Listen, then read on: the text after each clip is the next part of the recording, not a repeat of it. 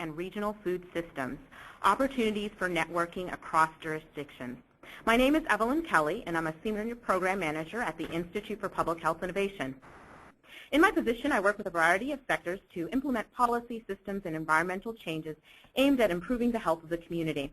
I'm currently providing technical assistance to local food policy councils, as well as leading an effort to develop a statewide blueprint outlining action steps and recommendations to create an optimal state-level food system in Maryland. We'd like to make the most of this 75 minutes. So before I begin, I'd like to review some housekeeping items. You should all be muted during the webinar, whether you're listening from your phone or from your computer speakers. We will be holding questions for the panelists until all have presented, but we encourage you to submit your questions as they come up by using the question pane on the right hand of the GoToWebinar screen. We will be collecting the questions and we'll do our best to share a variety of them as time allows with the panelists for the question and answer session. For those questions that will not be able to be answered during the Q&A session, we will include responses from the panelists directly and send them out directly at a later date. If you have any questions for the host, please also use the question pane at any time. This webinar will be recorded and available for viewing at a later date. This webinar is brought to you by the Institute for Public Health Innovation and the Johns Hopkins Center for a Livable Future. The Institute for Public Health Innovation is a facilitator, convener, and catalyst that aims to improve the health and well-being for all people and communities. Our work enhances the environments and conditions in which people live, age, work, learn, and play, strengthens health service systems and public policy, and builds organizational and community capacity to sustain progress. We are a member of the National Network of Public Health Institutes and serve the region of Maryland, Virginia, and the District of Columbia. The mission of the Johns Hopkins Center for a Livable Future is to promote research and to develop and communicate information about the complex interrelationships among diet, food production, environment, and human health to advance an ecological perspective in reducing threats to the health of the public and to promote policies that protect health, the global environment, and the ability to sustain life for future generations. At this time, we'd like to take a poll in order to get a sense of our audience's background on these topics by having you answer two questions. First, how many of you are active within a local food policy council?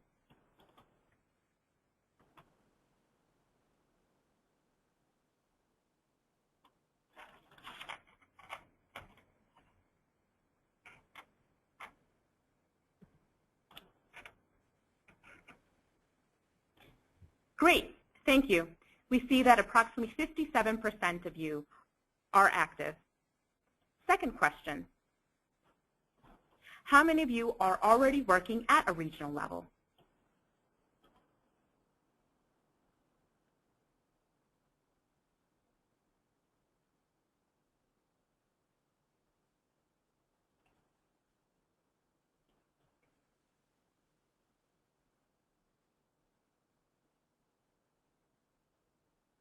Thank you. We see approximately 35% of you are working already at the regional level. I now have the pleasure of introducing you to our three distinguished panelists who join us today from across the country. Rich Parag, a Senior Associate Director at the Center for Regional Food Systems at Michigan State University. His work includes leading the Michigan Food Hub Network, coordinating the center's involvement in the Michigan Good Food Fund, and overseeing development of other center work groups and communities of practice. His research and collaborations on local foods, food hubs, food networks, and food value chains have been publicized and cited widely across the U.S. His recent writings include Economic Impact of Local Foods, Evolution of the Local Food Movement, and Building Networks to Address Social, Health, and Economic Challenges in the Food System. Kathy Ruth is Senior Fellow with the Northeast Sustainable Agriculture Working Group, where she leads several special projects. Kathy's particular interests include regionalism and regional food systems, about which she has written and presented over 2 decades. Kathy also works at Land for Good, a New England nonprofit specializing in farmland access, tenure, and transfer. Michael Dimock, president of Roots of Change, is a national food movement organizer and thought leader in sustainable food and farming systems. Roots of Change is a think tank, do tank, delivering roadmaps to victory for the food movement. Michael has focused on agriculture and food since 1989. In addition to being a marketing executive for agribusiness and farming organically for 3 years, Michael founded Ag Innovations Network, where he began his work on consensus building and strategic planning to create healthier food in agriculture. From 2002 to 2007, he was chairman of Slow Food USA. In 2012, Michael was featured in the book Everyday Heroes, 50 Americans Changing the World by Katrina Fried. So let's take a look at our big picture. Food Policy Councils serve as a platform to elevate the voice and connectivity of farmers, grassroots organizations, low-income residents, business leaders, health advocates, educators, and others who are often not at the table when food, farm, nutrition, and community development and land use policies are being developed. The general purpose of such a council is to identify and propose innovative solutions to improve public health, spur local economic development, and make food systems more socially just and environmentally sustainable. But even when these stakeholders come together, the council they comprise is still but a small piece of the larger picture. Today we will talk about the importance and impact of connecting across regions. By understanding the role of local food policy councils within the context of a regional food system, groups can network across geographies to maximize impact and effectiveness of policy changes. During this webinar, our panelists will address a number of questions local food policy councils have about regional food systems, while also laying out theoretical and practical perspectives on state and local food system networks. Some of the questions to be addressed include the role of local food policy councils within a regional network, when it is beneficial to connect across a region, how to define a region and what to do when definitions vary, best practices and challenges to organizing and building regional networks, including resources and infrastructure needed. These topics will be addressed to demonstrate how networking across jurisdictions can positively influence food system change. So at this time, we will begin our presentation with our first panelist, Rich.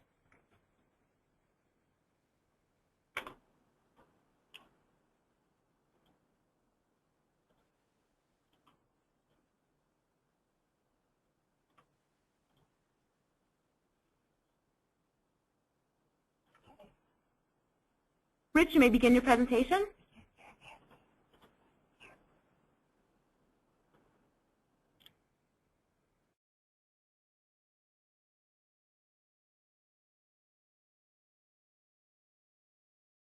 Enter. We are queuing up our first speaker.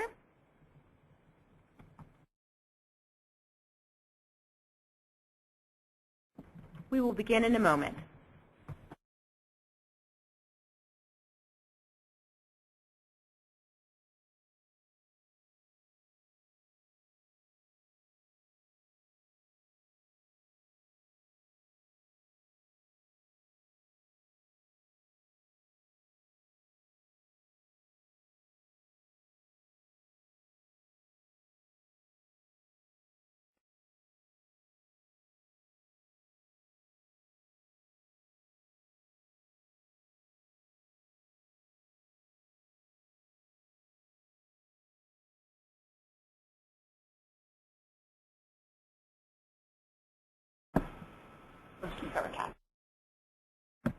We're having technical difficulties. As a result, we'll be moving forward with our second presenter and returning back to Rich.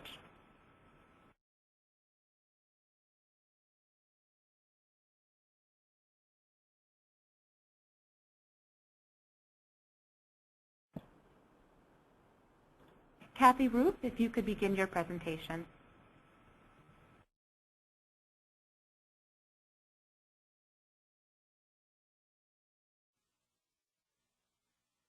Okay, am I live? You are live. Great. Well, good afternoon, everyone. Thanks for being on this webinar. I was just about settled in and ready to enjoy listening to Rich, so I'm going to shift gears here, and perhaps this is a fine place to start. I will be talking a little bit more theoretically about regionalism and regional food systems. And from that quick poll we took, I understand that about 30% of you, 32%, feel you are working regionally. And so what I'm going to talk about is what that might actually mean? I want to express thanks to my friends Ann Palmer and Mark Winnie for the work that they've been doing to encourage and support food policy councils, and hope you find this webinar beneficial.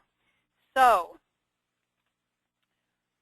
what is regionalism? As the introduction mentioned, it's something that's fascinated me for a long time, and particularly as it applies to food systems, it's really gotten, the concept has gotten a lot more traction recently. So let's talk about what regionalism is. It's based on the assumption that regions, which we will define a little bit more particularly, are different. And so regions we need to respond to regional characteristics and needs.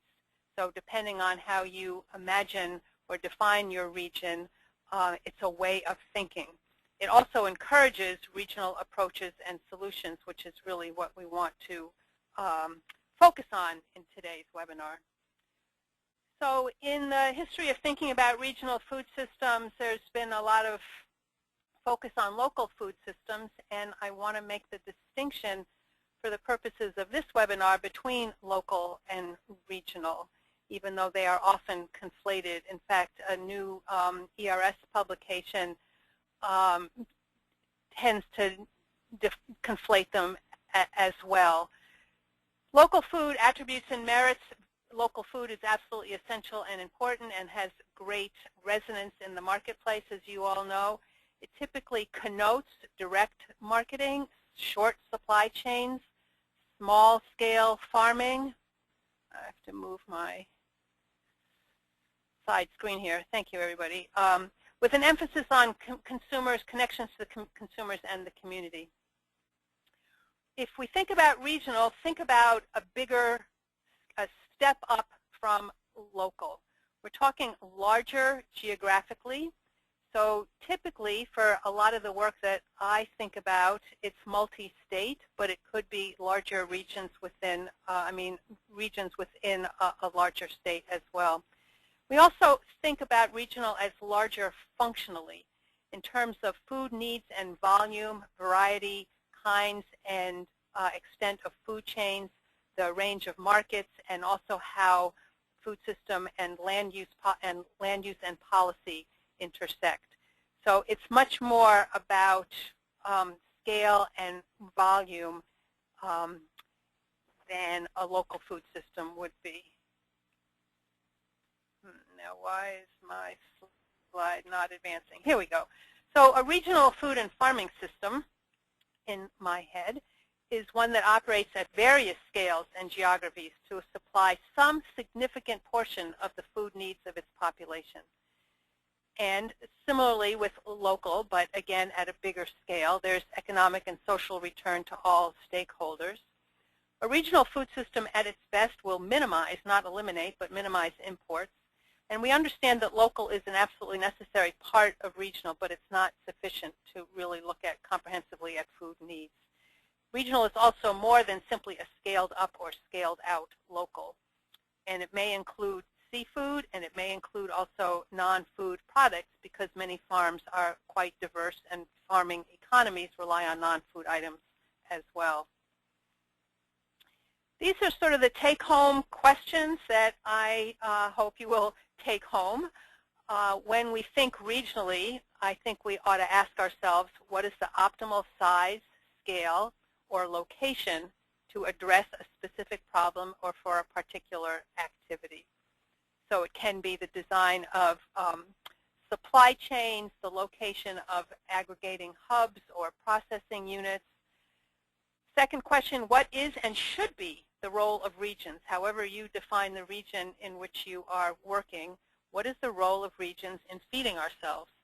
And what contributions can thinking regionally make toward a sustainable and resilient food system? So 3 key questions for thinking regionally.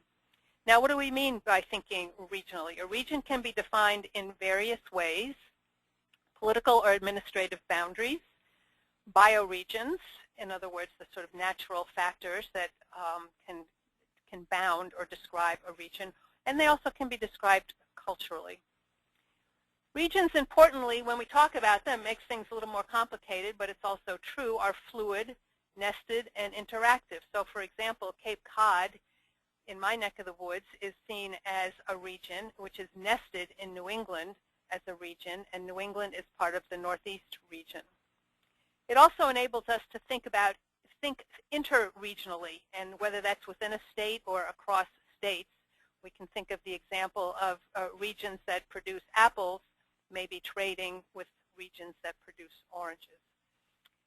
The other element that is really important and I think useful in thinking about regions is that it helps bridge the rural-urban divide that we so often run up against, to understand that in a regional context, rural and urban are inextricably related.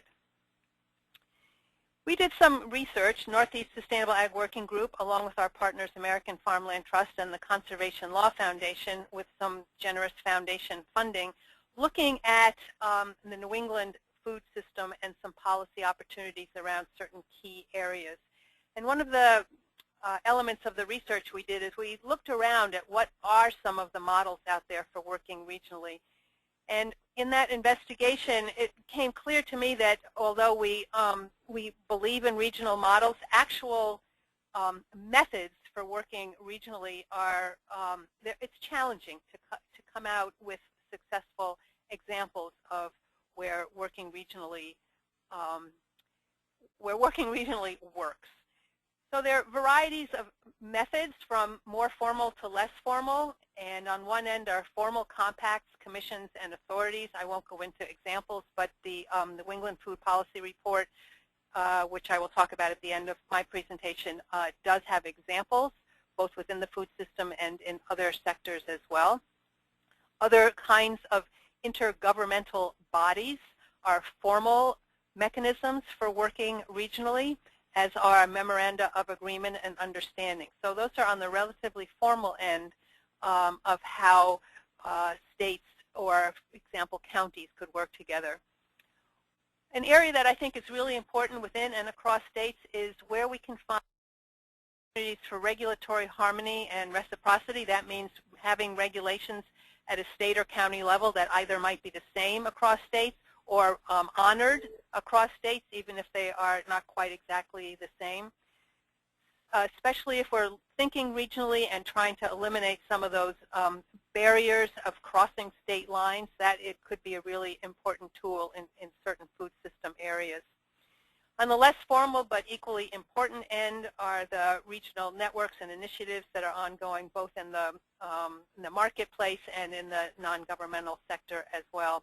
Examples of those are the wonderful coordinated multi-state planning efforts that are going on around some of the food plans. In New England, the Food Plan Initiative representatives get together routinely and talk about their best practices and challenges. Talking about challenges, there are challenges to working regionally, and parochialism and loyalty are among them. They're understandable. People within their own area like to focus on their own area, and that includes even in a state where a state Department of Agriculture has understandable loyalty to the farmers in its state over oftentimes farmers that are very close by, just over the border, sort of joining into their farmers markets and so on. Complexity is obviously a really important challenge. Political boundaries and all the other layers and nuances and relationships to working regionally. And there are existing policy and political disincentives, government programs that don't reward states for working together, for example, and priorities and mandates that are, again, focused either locally or within a particular state that undermine the ability to think at a more regional level. And then the practicalities of distance and logistics. It's easy to get local food folks together for a meeting or an event or a fundraising endeavors. And when they're at greater distances, it's, again, more complicated. On the other hand, to leave with a positive note, there are many opportunities for working regionally. Many of you are out there working on food hubs and supply chains, and those lend themselves, obviously, when we're talking about adequate volume and variety of food to supply the food needs or to contribute toward the food needs of a region, that's an ideal example of how to work or why to work regionally. Coordinated services, especially where there are thin resources, shared inspection services, extension specialists that may work in more than one state or across regions. Food policy councils are obviously a key way that groups can work at the regional level. As part of our New England Food Policy Planning Project, we convened about 30 food policy, local and state food policy groups for what was a really wonderful gathering of groups. And so even at that relatively informal level, food policy councils were able to share information and best practices, begin to think about any kinds of common endeavors, and also look at areas for shared advocacy. So food policy councils, particularly those of you on this call who are actively engaged, this is a really great way to move your various agendas ahead. Targeted problem solving and joint action for whatever groups that are involved in the region. Regional branding may have cachet in the marketplace. It may not.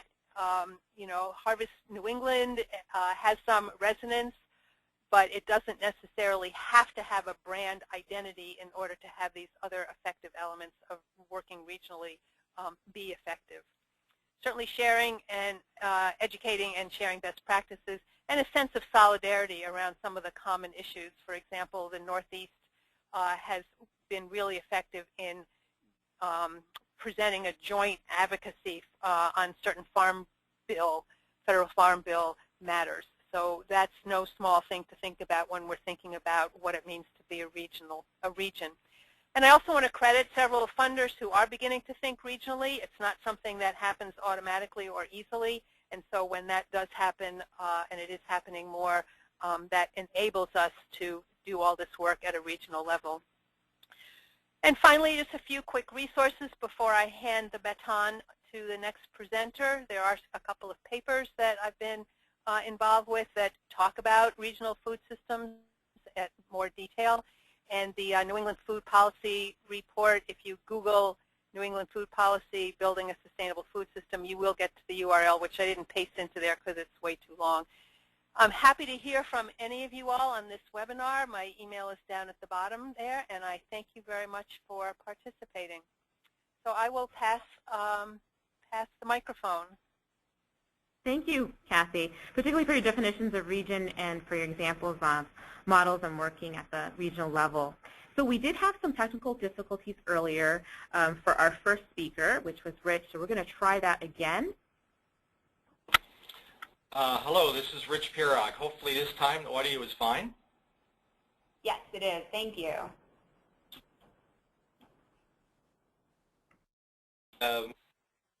I didn't hit the PIN number, so glad to be here on this webinar. Again, apologies.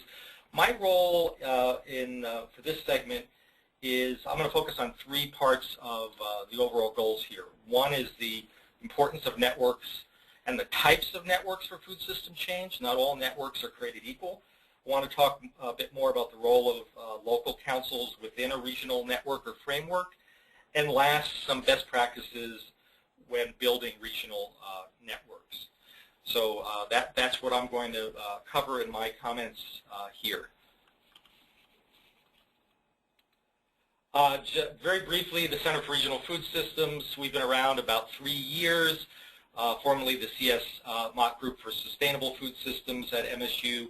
We're focused on regionally integrated sustainable regional food systems and do work in a number of different things, food hubs, food access, farm and institution. But the Michigan Good Food Charter is sort of our statewide policy framework. And as I talk about best practices, I will end with a construct around the Michigan Good Food Charter and how we sort of integrate local councils in that framework. So I'm really big on metaphors, and and visualizations I think are really important. And as I said at the beginning, all networks are not created equal.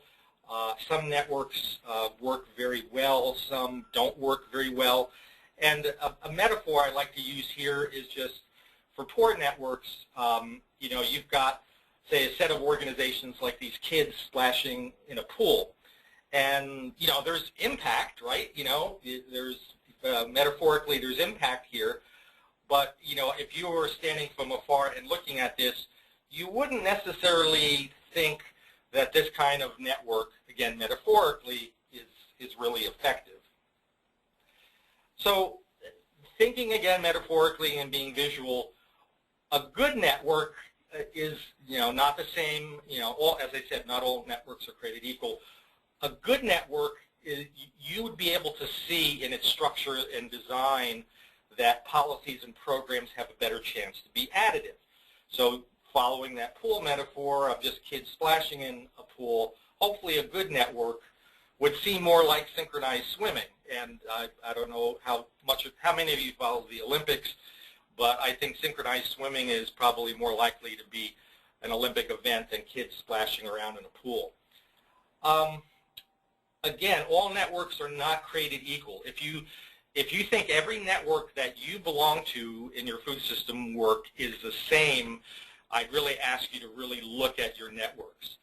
Van de Venner, a researcher from the West Coast that has done extensive work studying networks around the country of all kinds, private and public, has 3 different typologies. And I want you to think about this within the context of your own network and how, where your network around food, local food councils and food systems fits.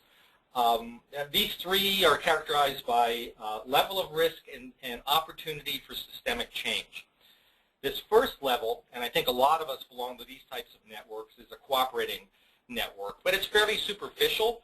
They model best practices, they test ideas, they share URLs, they, you know, they might have some joint meetings together, but there's really not much risk across organizations and agencies, and because of that, there's little chance for systemic change. Coordinating networks take more risk. They establish, they push organizational boundaries, and they have a better chance of change, but they're still, they require more risk, but they're not as good as what Van de Venner would call collaborating networks, which take the most risk and have the best chance for systemic change. And I'd ask you to look at your own networks and even your own organizations. Do you have methods in place to resolve conflicts? Are you really looking at long-term system creation? There's a lot of risk in getting involved and a lot of time in getting involved in this type and this intensity of network. But to be honest, you know, it's like they always say, you've got to put in time to make something really good happen. You can't really do drive-by systems change like you would if you were driving by a restaurant and ordering food. It takes time. It takes thought about design. It's intention about building relationships. So think about that when you think about the networks within the construct of the local food councils within a regional network.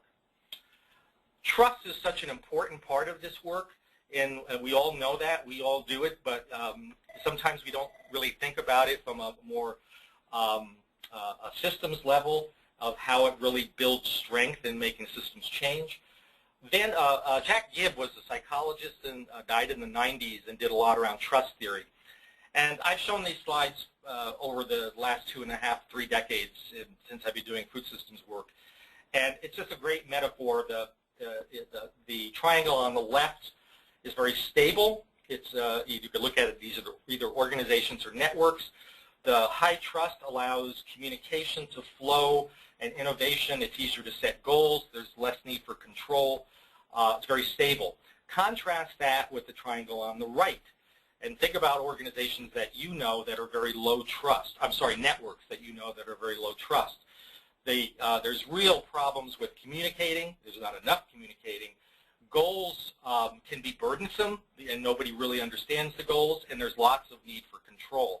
It's very unstable.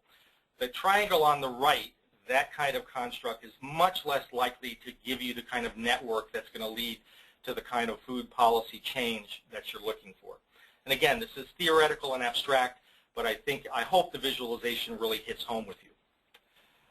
One last sort of metaphor here, and actually my formal training, I'm I'm a agricultural meteorologist, believe it or not, and so years ago I studied numerical weather prediction, and years ago I studied numerical weather prediction, and the question around chaos theory, which is used in numerical weather prediction, is really very relevant here around trust and network ecosystems.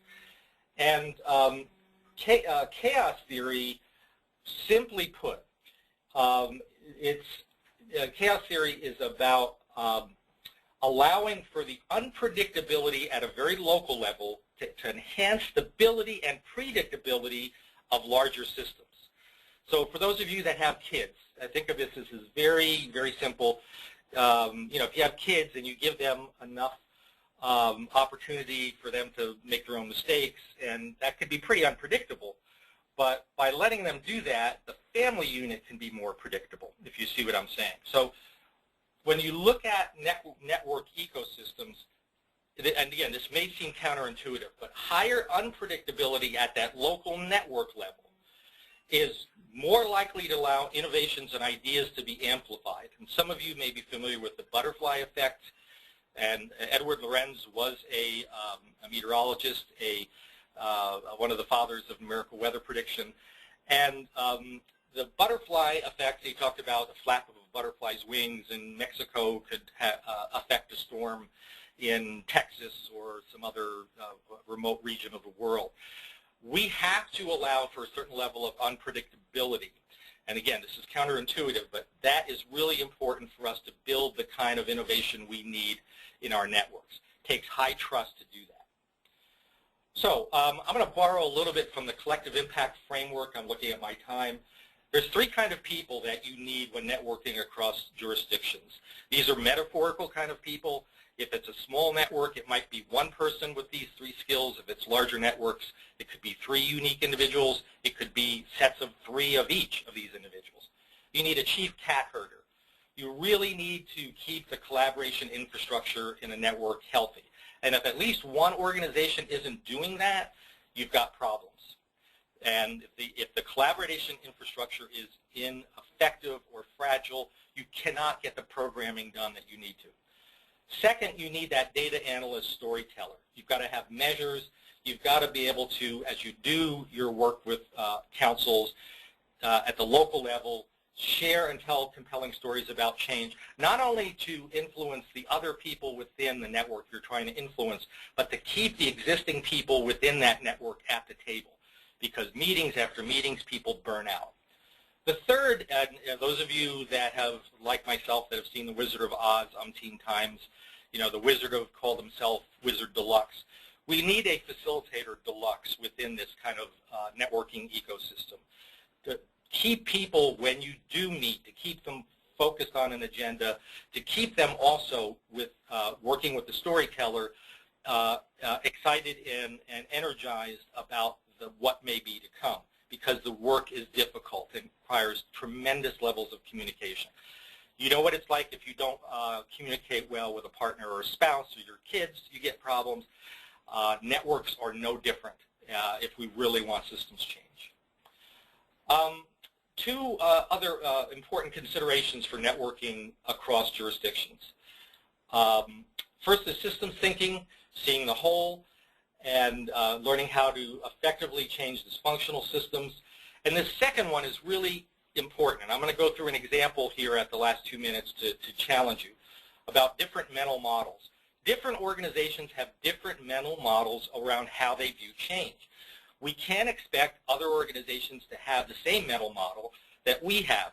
We may not agree on mental models, but we have to understand their mental model. So let's run through a really quick example of a mental model. You're going to see a set of letters across your screen.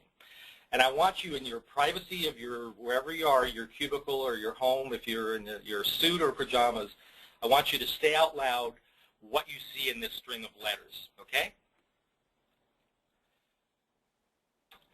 So how many of you, and we're not doing a show of hands, how many of you saw opportunity is nowhere?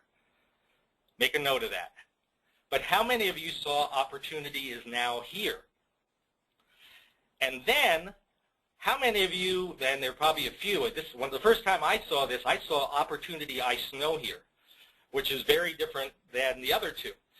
My point being, with mental models, if you're an opportunity is now here or an opportunity is nowhere, you still have to understand the mental model of the opportunity I snow here, because all can be relevant in trying to work across organizations, okay? Lastly, let me just end with the Good Food Charter. It is our roadmap, policy roadmap for healthy, green, fair, and affordable food in Michigan. We have 6 goals around local food purchasing, jobs, healthy food access, nutrition, and education. And as we look at, you think about local food policy councils, this very complicated diagram is an attempt at looking at a partnership ecosystem across networks that are dominant in the state of Michigan.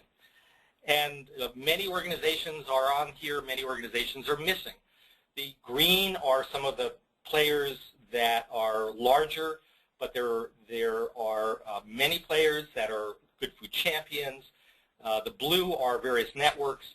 And as we do our work, and we've moved from a state food policy council that has been in place for a number of years to a interagency food policy committee, we're creating a new local food council network to interact with all of these other networks and food hubs and farms institution, all of these different leaders of these networks meeting maybe on a monthly basis, so we have boundary spanners working across those networks. So lastly, folks, a last metaphor to leave you with, as we demonstrate alignment and collaboration across networks, again using a collective impact metaphor, biologists, when they look at geese and they see them able to make these V formations, and yet anytime that I'm in a group and I have 50 people, I can't get 50 people to make a V formation and move around the room because, well, I don't know. I'm not sure why we can't. But the 3 things biologists note about the geese, and it's something to think about in your own work: fly at the same speed as your neighbor, maintain a minimum distance from your neighbor, i.e. the organizations we work with, and always turn towards the center. Thank you very much for the opportunity to speak with you.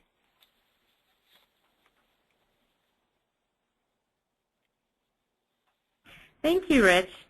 So our final speaker for today is Michael Dimock, who will speak about his experience networking across 3 regions in California.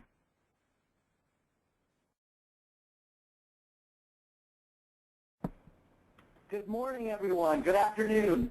It's great to be with you. Appreciate being with my colleagues to speak about this important topic. I'm going to talk today about the experience of the California Food Policy Council, which is a statewide network in the state of California, which was born in 2012. Actually, the work began in 2011. It was formed with the Constitution, you might say, an operating document, which is its true north, with these 6 buckets of activity.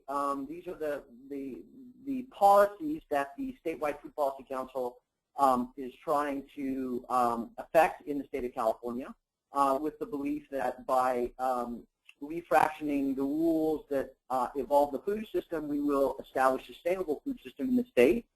There are 26 regional bodies participating, from San Diego in the far south to Del Norte County in the far north, and from Nevada County in the east to San Francisco County in the west. So the entire state is encompassed in some form. There are 3 major regions that we're working from: the Southern California region, the mountains in Central Valley, and the North region. I'll talk about that later. This body is independent of state government. It was established from the grassroots up with the intention of accelerating change by sharing best practices among the regions and among the partners within regions. And this is so we can both build regional food systems and collectively speak to the governor and the legislature in a clear voice that helps them establish the right kinds of policies that really establish a 21st century food system. And let me just talk a little bit about why we formed this council. Food to Change began its work in 2002 with the intention of establishing strategic actions that would be transformative to the food system. We've spent many years establishing local food policy bodies or stakeholder groups up and down the state that were focused on food systems. Food Systems Alliances is one form, food policy councils we help spark in different cities around the state. But the context is very important. And it's clear to us that the food movement in many ways is winning. The media covers the stories, carries the memes that we need to be heard by the larger general public. The markets are obviously very important, and many exciting things are happening. Many, if not most, of the food companies that are emerging in the country today have embedded within them principles and practices that align with what Route to Change, the California Food Policy Council, and the food movement seek to see. The big challenge we have in California is it's a very modern industrial food system. From its very roots, those who study the history of California agriculture, it was always oriented towards industrial. It's never been a center of family farming. So these are very powerful forces, and there's many good things that are going on in California in terms of the creation of new sustainability practices on farms, large and small, and many good things, but there's also a great resistance to change. Also, California is a very big region as a whole with lots of diversity. We have red and blue politically, coast and inland, urban and rural landscapes, obviously, and there are huge class and race divides in the state. And these make it difficult to align, and that's really what the core of the Food Policy Council is about in the state of California. It's aligning the regions and creating, going back to the sharing that we got from Rich, the idea of a collaborative network, a deeply collaborative network, because we believe that food policy councils can be the core of a strategy both within states, within regions, and nationally to transform food policy. Because in the end, all politics are local, and food policy councils represent places. And therefore, our policymakers will be compelled to listen to them. So the big action that has to happen in the food movement now is to build political consciousness and affect those people who set the laws so that we can bring the laws in alignment with the market and with the media messages around food systems. So what is the role of local food policy councils within a regional network? I think the key is that we have to share the knowledge, because we become more rapid at accelerating change when people share what they learn. It doesn't mean that one council's or one region's activity can be exactly copied in another, obviously, but certainly there can be lessons learned, adaptations made that allow people to apply what's been learned in their home places. The other important thing is that policymakers listen when there is a wide diversity of people speaking to them. Change does not happen when it's clear there is no predominant view among a constituency. We see that in the Congress today. The nation is not aligned on many things, and therefore nothing is really happening at the Congress. It's a little bit easier at the city and the state level to align forces. So the broader the base you have of agreement, the more quickly a policy can be changed. And within a region, it's also very important that these councils become recruiters and inspirational bodies that bring more and more people into the food movement. This is the places that we find that it's really beneficial to connect across the region. When you are stimulating food shed development, because food sheds can be quite large, the Los Angeles Food Policy Council is an engine for change within that region. They came up with what we think is one of the most progressive procurement policies of any city in the country that has ecological, nutrition, labor, and regional standards by which a purchase can be rated. And this policy is leading to procurement of foods from a region with the standards and from their, what they call the Los Angeles food shed. And what's really exciting is that that procurement policy is now of great interest in many other regions in the southern part of the state, but also Oakland, for instance, is now adopted. And the reason that's been happening is that Los Angeles has become a teacher doing webinars, face-to-face meetings, assisting the other regions to learn from what Los Angeles has done and adapt those policies for their particular place. The other really important thing is, obviously, I mentioned speaking to legislators.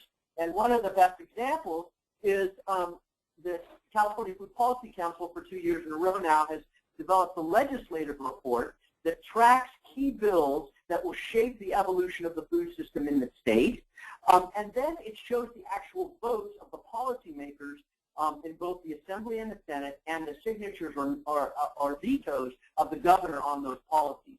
And I will say that yesterday was a day of meetings in the state capitol where 18 regions of the state went and met with their senators and their assembly members to both share the report from last year and to advocate for nutrition incentive policies that the California Food Policy Council, a bill that they have actually endorsed and will be backing. And if you go to the Roots of Change Facebook page, you can actually see photos and pictures from those meetings yesterday that will have impact on the system this year. So going back to actually the talk about what makes up a region, it isn't, the state of California is too big to actually meet face-to-face all the time or even on the phone. So when we broke after the first year, we decided we had to break into regions, and it was really a practical need. And those regions were determined based on these four characteristics. Actually, obviously, what is the physical distances between places? So Southern California is a large region, but the councils are fairly well grouped. San Diego, Orange County, San Bernardino, Los Angeles, Ventura, San Luis Obispo is the outlier because it's so far north. It makes it difficult, and eventually we're going to have to address that problem because the distance is great. But also the number of leaders in a region. The Central Valley and Great and Mountains are the least populated region in terms of the number of councils. There are 6 operating councils, a couple of more about to come on, but we needed at least 6 to have a critical mass so that we could get some action and a synergy among the leaders. And then, of course, Roots of Change, which acts as the backbone organization for the California Food Policy Council, providing funding and staffing. We have a limited budget. We can't create 25 regions and staff those regions, or 10 regions, or 5 regions. Right now, it's 3 regions. So time and money are the budgeting considerations. Here are the best practices and challenges that we face. It's really important, and I heard this echoed in the previous presentations, that you need some sort of staff and support to fund the activities so that people can meet online, have a medium of communication through the internet and website, Facebook, Twitter.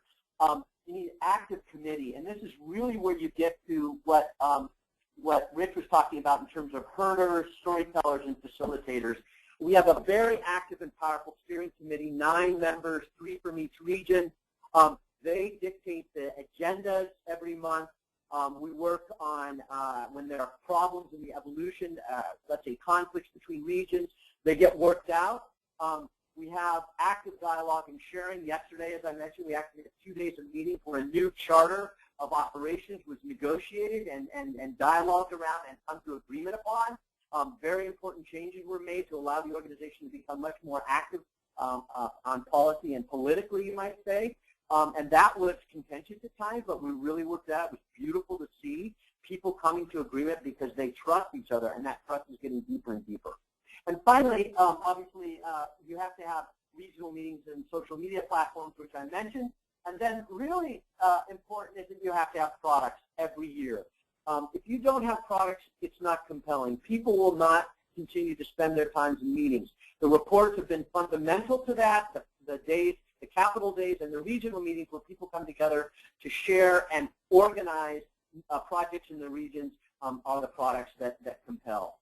So all of this for us is important because we think it would be wonderful if the state of California, the soon-to-be 28 operational food policy councils could join with other food policy councils across the nation to share messages, to communicate to state houses and governors. Because we believe if there were 5 to 10 statewide councils that were actively involved with 10 to 20 regional councils or local councils, and they were able to align messages to their state houses, the governor, the Congress, the president, we think there could be real change in this country within 3 years. And the big challenge will be for us to find a mechanism that allows us to do grassroots fundraising to lobby, which foundations don't like to pay for, and then at the same time deliver enough foundation funding to support the capacity building and campaign organizing that's required in order to have a functional food movement based on food policy councils nationally. So, if you want to learn more, these are 3 ways that you can follow what's happening in California. As I mentioned, the Facebook page today has a really good post with tons of pictures and information.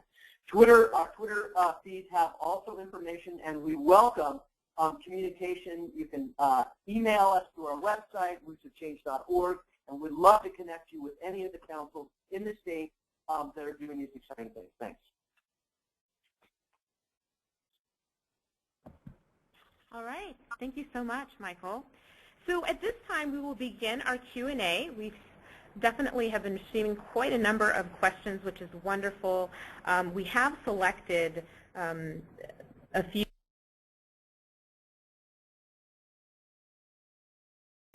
So we're going to be going to the Q&A session at this time.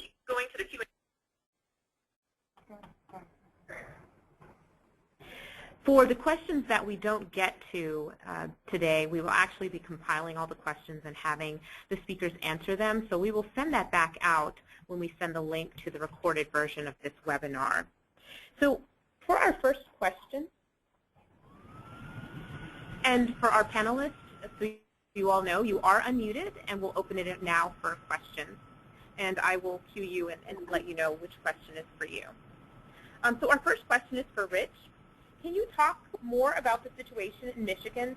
Did you say the state FCC dissolved? And if so, what has it morphed into? Yes, this is Rich Pirog again.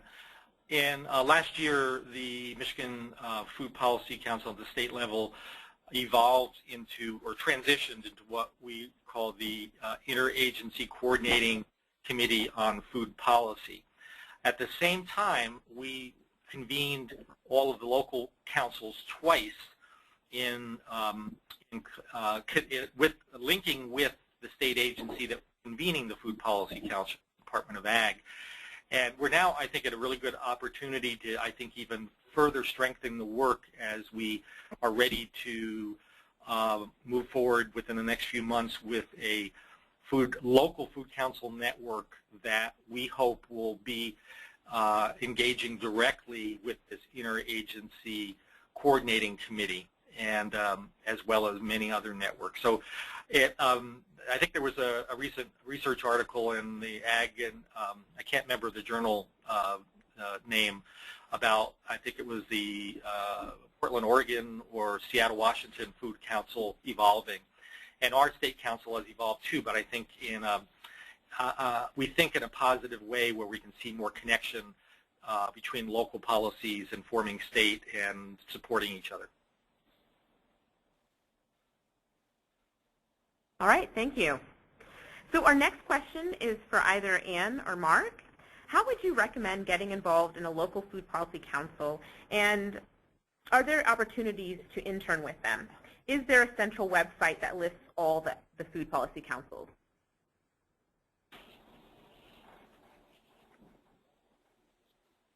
All right, I'll take it. I didn't know if Ann's there or not, but this is Mark Winnie.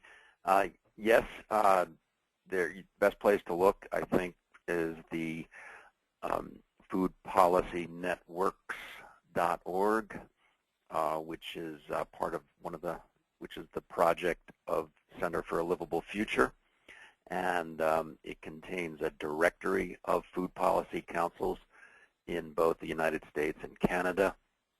I think there's about a little over 200 state and local and some tribal food policy councils listed in the directory. That would probably be the best place to go to contact a food policy council in your area. We are updating that regularly, but we can't guarantee that at any moment you're seeing every single active food policy council. But I would recommend, if you're looking for an internship opportunity, you're looking to find a food policy council in your area, or just wanting to know a lot more about food policy councils, please go to that site. We also have over 600 resource documents included in our resource database at that site. All right, thank you. Our next question is for Kathy. So you talked about various definitions of regions. What if you don't have a common definition or understanding? What if you don't? You mean if a group or a network doesn't have a common understanding? Yes.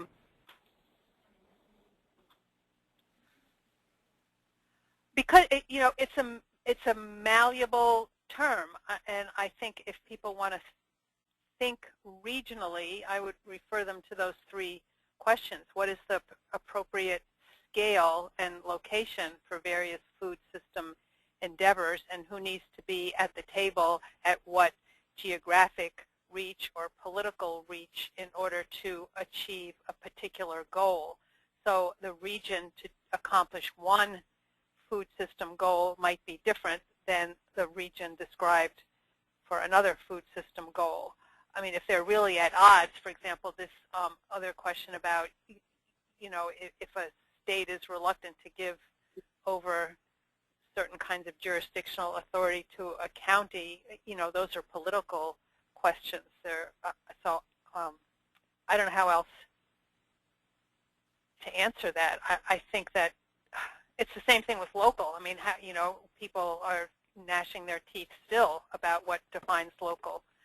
And it can be a barrier, or it can be a catalyst for really unpacking and talking about what we mean about scale, size, supply chain, reach, volume, all of those things in terms of food needs and food production that are appropriate to any food policy council or other group discussion. All right, thank you. What, if any, and this next question is open to all the panelists, what, if any, participation have you had from the education sector in the food policy councils? What role has it played? In the education sector, well, obviously, this is Michael Dimock, the higher education sectors, for instance, we had a regional meeting of the Great Valley and Mountains a month and a half ago, and UC Cooperative Extension came to share information on food shed assessments. There are many folks that are working on farm to school, and so in the different food policy councils within the state, and so there are linkages there. The other important thing that is happening is there's a farm to fork office in the state of California now that is linked with the California Department of Education. So the Department of Food and Agriculture and Food and Agriculture is now working with the Department of Education to improve school food. And food policy councils are obviously on the ground, part of the advocacy and setting standards for health and nutrition in their communities. So that's the linkage that I see so far. All right. Does anyone else want to contribute? If not, I'll just say that, this is Mark. I mean, one thing that's been very obvious is that academic institutions contribute enormously to the development of food policy councils, often through overseeing and implementing food assessments and doing other research that supports the work of food policy councils. Your extension services are often involved sometimes as members or sometimes in support roles, but there's the involvement of education really at all levels is fairly extensive, I'd say, across the entire food policy council community. Thank you, Mark. So our next question is for Kathy. There are many claims made regarding the benefits of regional food systems. However, is there any hard evidence available that they are better than global food systems in various impact categories, whether it's social, economic, or environmental? Okay, I'm probably going to frustrate this questioner. I don't make any claims. I think that it's a question of, I think there are hypotheses out there about the various ways that thinking at a regional scale or designing at the regional scale are more effective and might address certain goals that we share about the food system. I'm involved in a large-scale, 12-state, Northeast-wide USDA-funded project that is looking at the relationship between regional food systems, regional production, regionally focused supply chains, and food access. So there's no conclusion there. It is exploratory. I would also say that the answer depends on how the region is being defined. You can make a claim about a county regional food system, which would be different than a claim about a food system that serves the eastern seaboard. So again, it's really a question of how is the definition being used. So again, it's that may not be the best answer for people, but I think it's really a question of what is the role. Regional food system is not an answer any more than a local food system is an answer. And it's not a question of being better. There are certain ways that thinking regionally or acting regionally will potentially mitigate energy use, might return economic benefits more sustainably than a global food system. I mean, the bottom line is that it would be great to be able to have more research based on clear definitions of region and scale to more thoroughly answer that question. So I hope the asker hangs in there and helps us all do that. All right, this next question is open to all of the panelists. We've experienced tension between urban and rural areas and different goals and approaches. Any tips for building cohesion in a budding regional network? This is Michael. I'm glad that question was asked because that was part of what went on Monday and Tuesday in Sacramento. There are several of the member regions of the California Food Policy Council which are much more rural than the other regions. And there has been an underlying tension from the very beginning that those regions which are rural, that their needs will be less, that less attention will be paid to their needs and that their voices will be stifled. And those regions are generally more politically conservative than the urban centers like Los Angeles or San Francisco and Berkeley, obviously. So there is, I would say, a constant attention on the part of the steering committee of the council and the Roots of Change staff around surfacing those issues, discussing them. We actually had to make a change to the operating guidelines and in order to be more effective on the policy realm. And there was real concern that those voices from the more conservative and rural regions that might not agree with all the policies that some of the urban centers are interested in, when there's differences between them, there was a real concern that it would not be visible that the rural regions have, may not totally agree, that we have to somehow make sure that that voice is heard. So attending to it is the best thing I would say. I mean, and accepting the reality of it and knowing that that tension goes way back and it's not going to be solved. It has to be just attended to and cared for. And what I realized is that the more that you attend to it, the more the trust builds. And we do know that rural regions' concerns will be addressed and are being addressed by the activities we're undertaking. So time will, I think, be the best balm to this ongoing conflict. Right, thank you. So we'll go into our last question, and again, this is open to all the panelists. When taking joint action, what if we cross multiple jurisdictions and therefore have different county councils or state legislators making decisions? Any best practices?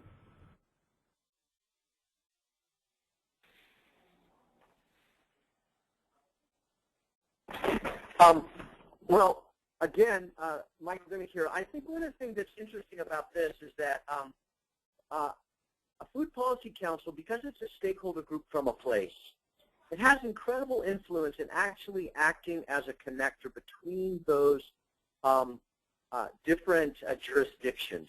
Because it is true that different jurisdictions have different levels of power, particularly around land use, for instance. Localities have huge influence on land use. And there can be real issues between trying to work at a state level or a local level to get things done. But the beauty of a food policy council and its spectrum of stakeholders is that they can act as the linkers and connectors speaking to the different jurisdictions and providing a sense of continuity and alignment in voice and request. And they can convene, they can communicate using social media, they can work with traditional media, they can write letters, and in doing that, it actually opens the doors for the different jurisdictions to actually collaborate more or to work on fixing some of these misalignments that might exist out there. I'm trying to think of a really good example right now, but I'm stumbling. But I do know they exist. Maybe one of my colleagues has.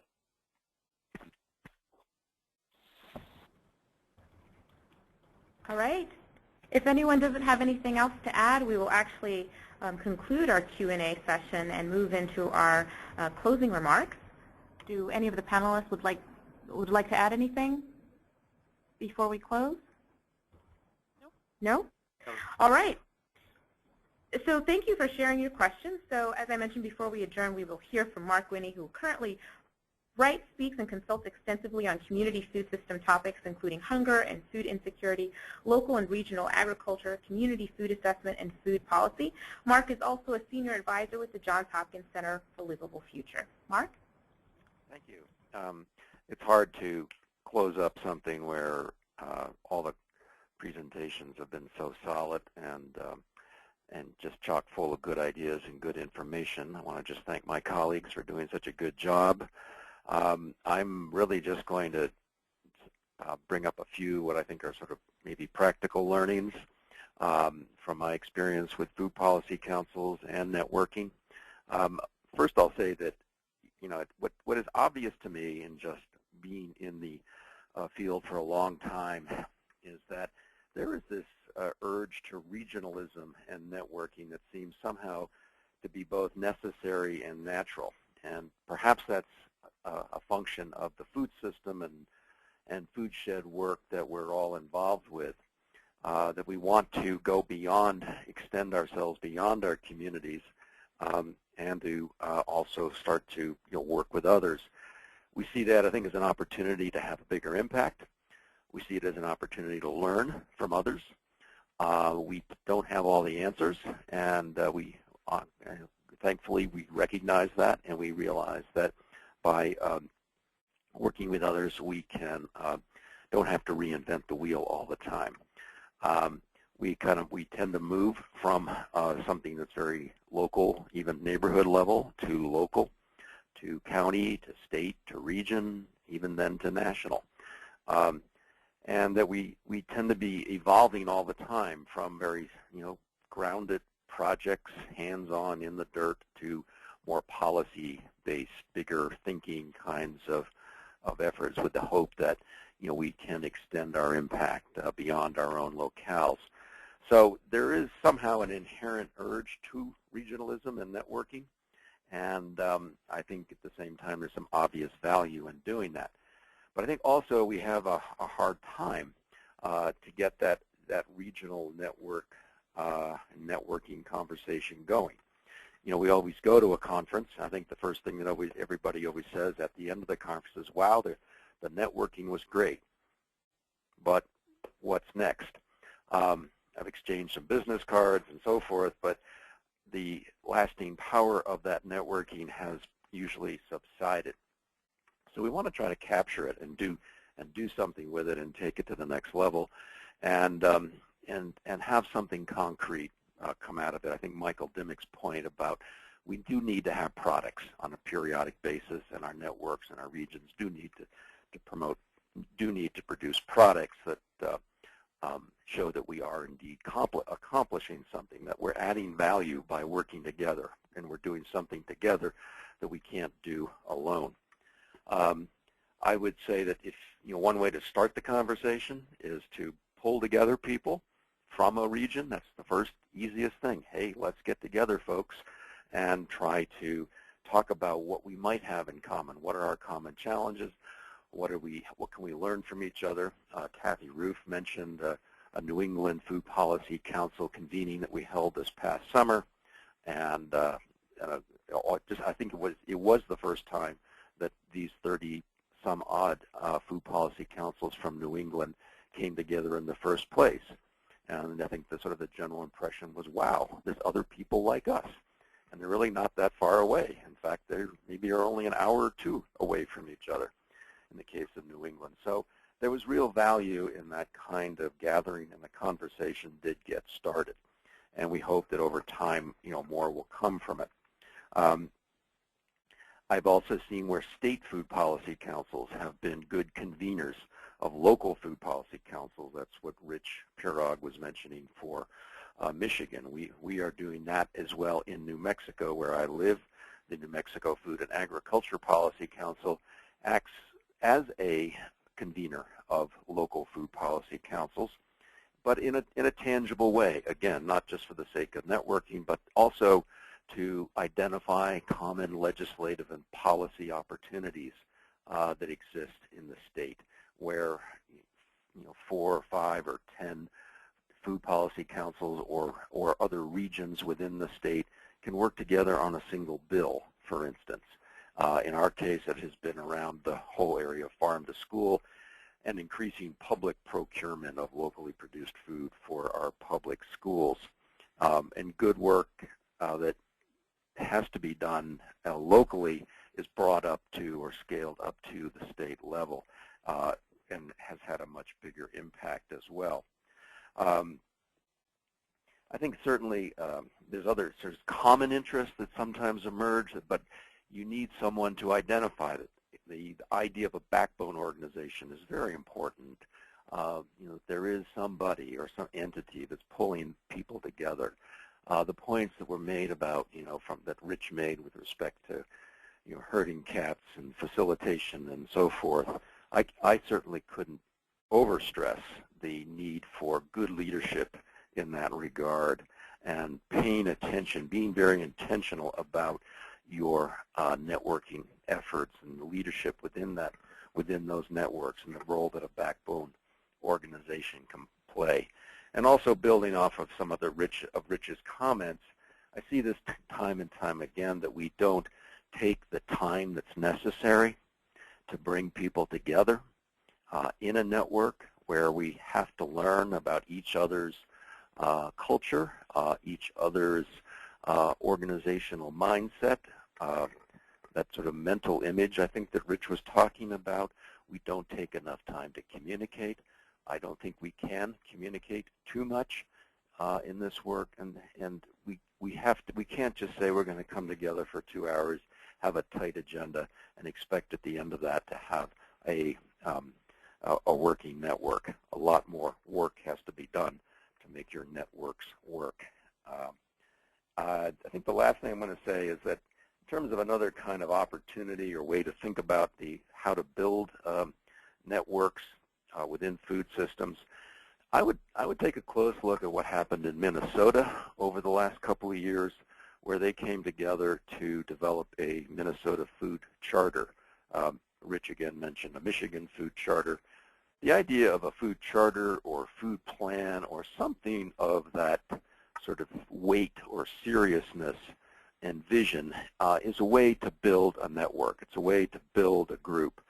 The Minnesota experience, the method in particular, revealed to me how important it is to spend time reaching out to many, many hundreds of people and organizations over the period of a year or two even, to find out what they need and what they want, and then to put together a plan for, in this case, the Minnesota food system.